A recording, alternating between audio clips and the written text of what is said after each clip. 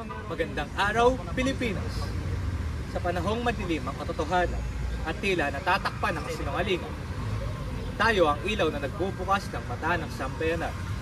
Ako, si Jeromo Bontin, at ito ang BBC.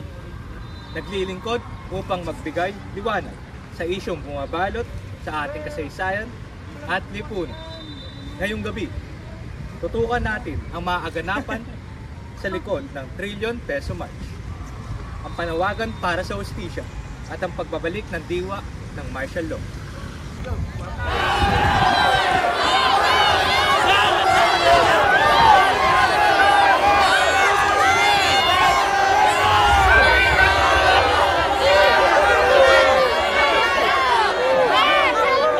Sa kabila ng malakas na ulan, libo-libong Pilipino ang dumagsa sa lansangan ng Maynila at Quezon City sa ika-53 ng anibersaryo ng Deklarasyon ng Batas Militar.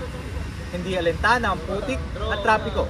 Sabay-sabay nilang ipinahayag ang galit laban sa umano'y trillion peso corruption scandal sa mga flood control at infrastructure projects.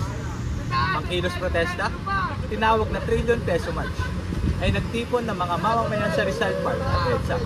Dala ang panawagang managot ang mga opisyal ng gobyerno at pribadong individual na sangkot umano sa pandarangko. Ayon sa mga organisador, hindi lang ito protesta. Ito ay paninindigan laban sa kultura ng katiwalian na patuloy na nagpapahirap sa bayan. Para sa detalye ng panawagang ito, narito si Colin Dagli. Mula Rizal Park hanggang EDSA Shrine, iisa ang sigaw ng mga mamamayan, panaguti ng mga tiwali.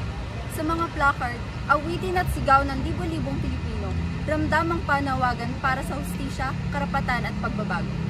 Ayon kay Bagong Alyansang Makabayan, President Renato Reyes, mas malalim ang galit ng publiko ngayon. Aniya, sawang-sawa na ang mga mamamayan sa paulit-ulit na pang-aabuso at pandarambong, at kung walang mananagot, aasahan ang patuloy na paglakas ng boses ng taong bayan. Para sa marami, ang panawagang ito ay hindi lang laban sa katiwalian, kundi laban sa kawalang pananagutan na sumisira sa tiwala ng sambayanan. Narito si Leanne Mosquiza para sa mga personalidad at grupong tumindig kasama ng taong bayan. 1, 2, 3, go.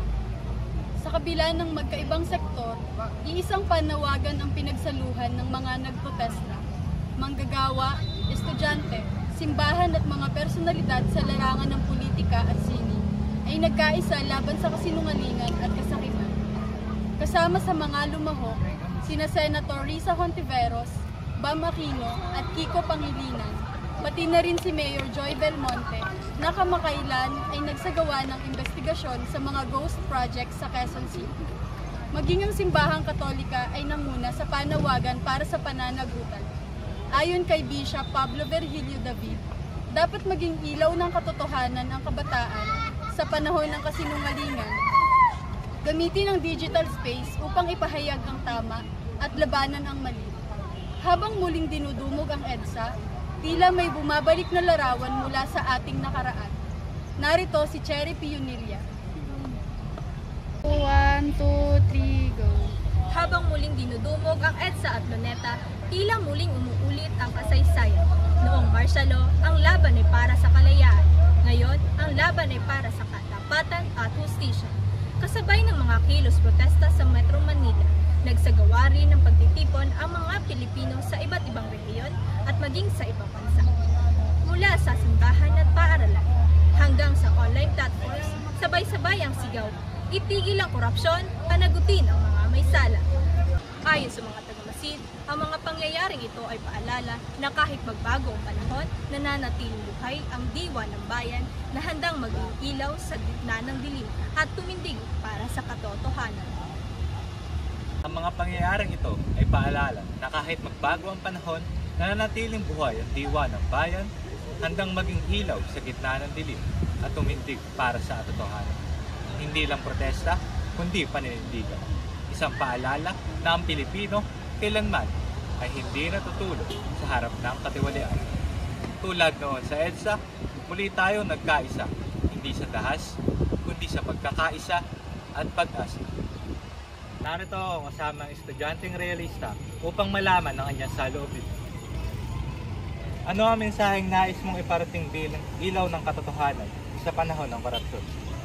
Bilang ilaw ng katotohanan sa panahon ng korupsyon, nais kong mabukas ang isipan ng bawat mamamayang Pilipino, lalo't higit ang mga estudyante. Ayon nga kay Dr. Jose Rizal, kabataan ng pag-asa ng bayan, at narito ako tumitindig upang ipaglaban ang nararapat para sa bawat tao, mga estudyante. Tama siya! Makibaka! Magmadako! Makibaka! Narito naman ako kasama ang isang manggagawa at isang mamamayan. Halina't tanungin natin. Bilang isang manggagawa, ano ang epekto sa inyong kabuhayan ng umano'y trillion peso corruption scam? Bilang manggagawa, malaking epekto ng korupsyon para sa aming manggagawa. Sa kadahilanan ng pagtaas ng tax ay bumababa ang aming sahod. Ikaw, bilang isang mamamayan, ano ang nagtulak sa iyo na maisama sa protesta sa kabila ng masama na panahon? Wala nang masasama sa panahon, lalo na ng mga korupsyon. Nandito ako upang tulungan ng ibang mamamayan para tulungan silang makibaka. Higit sa lahat, ang paglaban sa korupsyon. Tulad nga nung nasa aking poster, pag walang kurap, walang mahirap. Makibaka! Maraming salamat. Magmatakot! Back to you. Makibaka!